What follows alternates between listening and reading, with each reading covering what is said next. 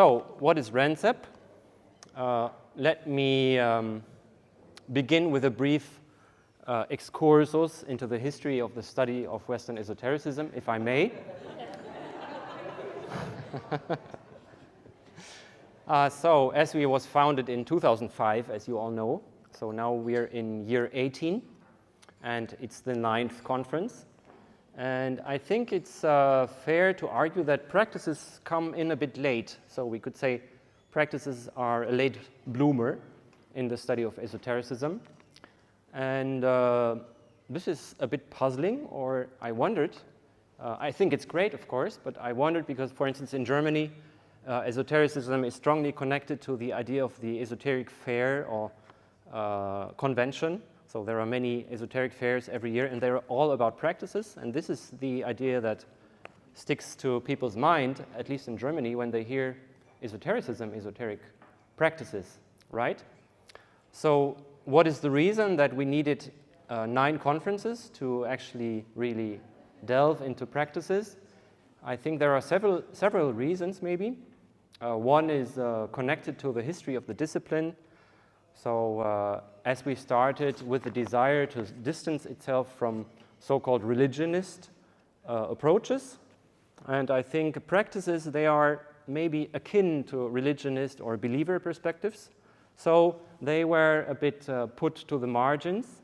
And another reason may be that practices, they are messy from a methodological perspective. You cannot study practices as easily as you can study texts, because practices, they are connected to practitioners. Practices are practitioner-bound, we could say, and therefore practices are connected to performances, embodiment, experiences, the senses, and so on. And I think this raises a few questions, and I'm not sure if they have really been posed yet on this conference, but they are also questions that RENSEP poses. So therefore, that's what I like to begin with. So how do we deal with practitioners? How do we access practitioners? Do they want to speak to us at all? Is there is it a narrow or is it a wide bridge between esotericism scholars and esoteric practitioners? And there are further questions. In how far are the experience reports of practitioners trustworthy? What do we do with them? So that's the first time I have to look on my paper. So in how far is the study of esoteric practices informed by practitioner perspectives? I think that's an interesting question. And if we think of that bridge, we can also think of blocks in the bridge, like fears they could fear, or practitioners could fear that we deal them with maybe not enough respect, or we debunk some of their historical claims and so on.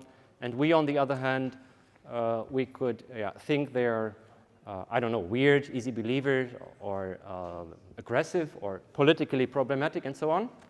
So, there are fears and stereotypes that maybe block the conversation between scholars and practitioners until today.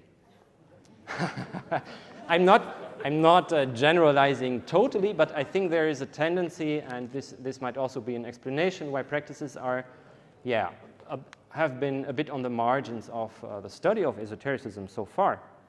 And then I could also dig a bit deeper and maybe point to the elephant in the room, or to the many elephants in this room, possibly. So how many practitioners are here in this room, you know? That's not a vote. It's not a survey. But it raises the question of practitioner scholarship. And are we actually allowed to do practices? Is this a legit thing? Yes, no, maybe.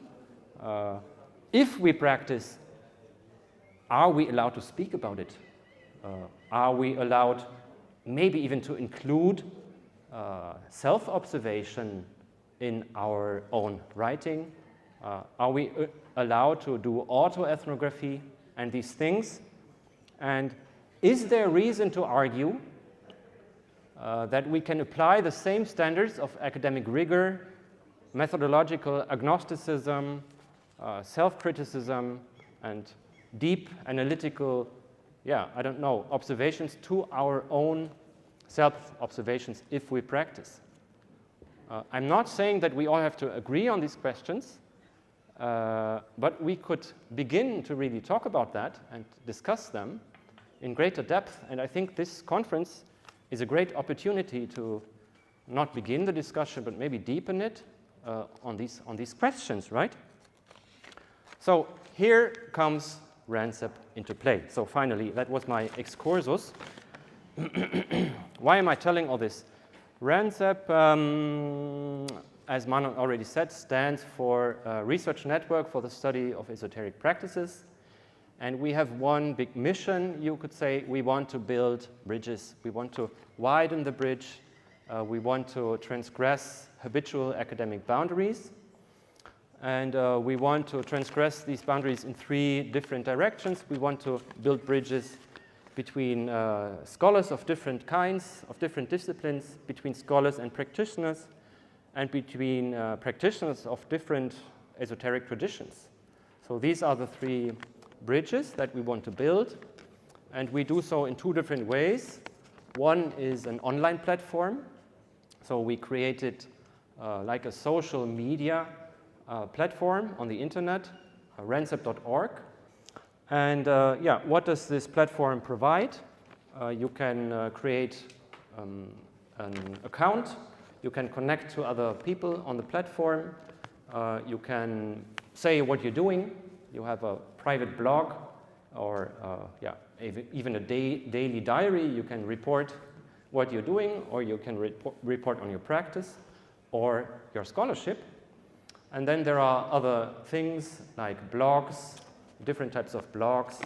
There will be a research article section, a video section, and other interesting things like research groups. You can found a research group and ask people on the platform to be part of this group, and they can be scholars and practitioners or scholar practitioners. And the idea of this platform is to create a hub for people interested in esoteric practices of any kind and with any background. And this doesn't exist yet, and we think there is a need and a vacuum for this. And this is the first thing that RENSEP does, is to provide this online platform. And that's one thing. You can feel free to explore the platform. The other thing that we do is we fund research. And we do so in 4 ways. So we have a funding scheme that starts today. So ESSWE is our kickoff event, if you didn't realize yet. So we launched the platform today. And with it, we launched 4 funding options, 3 stipends and 1 prize.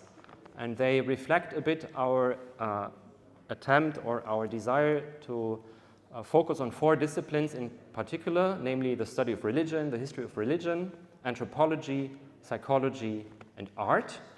And so in all these categories, we have funding options.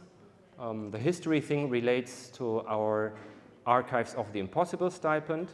So we collaborate with Dean Radin from Rice University, and we have a stipend to go to this archive for 1 month and study the material that is in this archive. And then report on it, write articles, and also write a blog for RENSEP and so on. The second stipend is a fieldwork stipend because we want to strengthen the anthropology of esoteric practices, or anthropology of esotericism, if you like.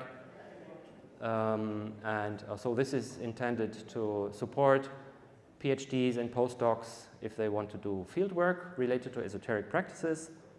Then our third stipend is an art stipend. We want to strengthen the focus on art because it's an important catalyst and mediator in the broader culture.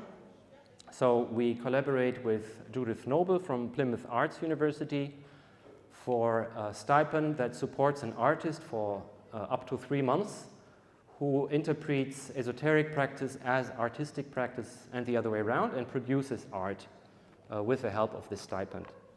And the fourth thing that we want to do is to launch a prize. We call it Tandem Paper Prize.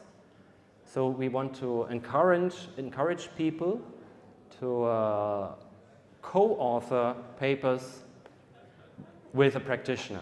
Yeah, so it's a prize dedicated to a tandem pair of a scholar and practitioner who write together about one particular practice.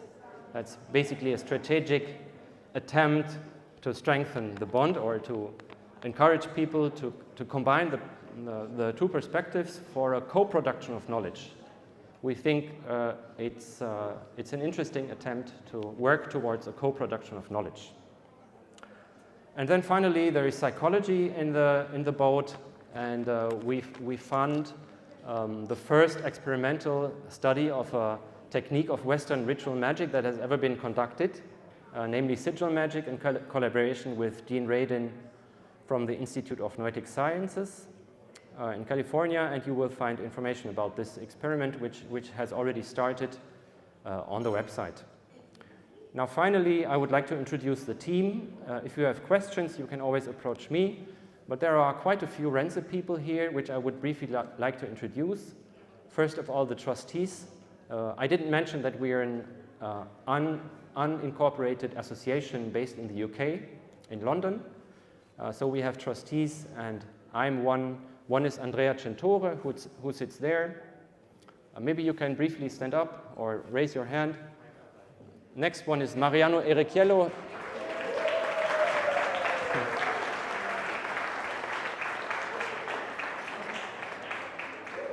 Mariano Erechiello is also a trustee. Then there is Judith Noble. I don't know where she sits. Over there.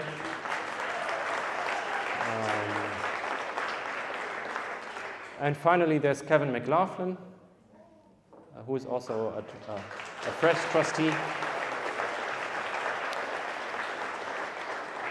Then also Ninian Nehus, our executive assistant, is here. That's cool. It's like a pop concert. Yeah, who else? Yeah, okay, we have a scientific committee which consists of 6 members, and they will evaluate all the applications that come in. And 3 of the members are here, me and the director of the scientific committee. Then there is Judith Noble again, who is also a member of the scientific committee, and Connolly Casey, who is professor of anthropology in Rochester. She sits here. And the 3 further members are Matthew Melvin Kuschke, who couldn't come tonight, Susan Newcomb, and Dean Radin is the 6th member of the scientific committee. With that being said, I'm through with what I wanted to say. I invite you to talk to us, to approach us, to engage in discussions about practitioner scholarship. And I encourage you to have a look at the platform. We would be happy if you could support us. Currently, we live on private donations and membership fees, and we plan to be resilient in the market, maybe with your help. So thank you, and buon appetito.